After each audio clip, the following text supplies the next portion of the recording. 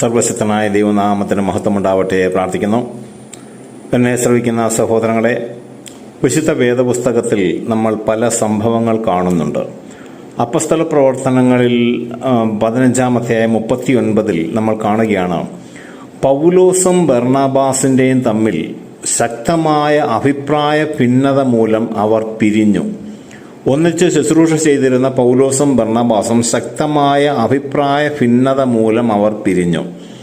പക്ഷെ അവർ പിരിഞ്ഞതിന് ശേഷം പിന്നീട് സംഭവിച്ച ചരിത്രങ്ങളൊക്കെ ബൈബിളിൽ എഴുതിയിട്ടുണ്ട്.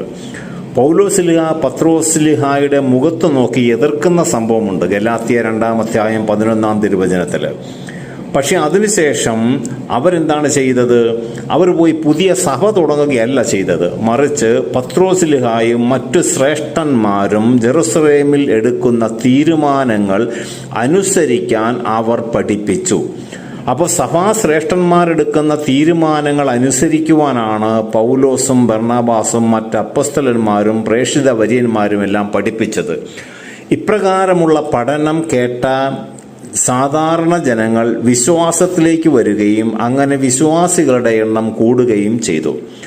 സഹോദരങ്ങളെ, നമ്മുടെ ജീവിതത്തിലും ചിലപ്പോൾ ശക്തമായ അഭിപ്രായ ഭിന്നതകൾ ഉണ്ടാവാം. പക്ഷേ കർത്താവിൻ്റെ വചനം എന്നേക്കും നിലനിൽക്കുന്നതായതുകൊണ്ടും മാറ്റമില്ലാത്തതുകൊണ്ടും ആ മാറ്റമില്ലാത്ത വചനത്തിൽ വിശ്വസിച്ചുകൊണ്ട് സഭേകമാണെന്നും സത്യമാണെന്നും ശ്ലൈകികമാണെന്നും ഒക്കെ വിശ്വസിച്ചുകൊണ്ട് നമുക്ക് ഈ സഭയിലെ മക്കളെ വിശുദ്ധീകരിക്കുവാനായിട്ട് നമ്മുടെ വിശുദ്ധീകരണം നമുക്ക് സാധ്യമാക്കാം. സഭയിൽ എല്ലാവരെയും ദൈവം അനുഗ്രഹിക്കട്ടെ. പിതാവിൻ്റെയും പുത്രൻ്റെയും പരിശുദ്ധാത്മാവിൻ്റെയും നാമത്തിൽ ആമേൻ.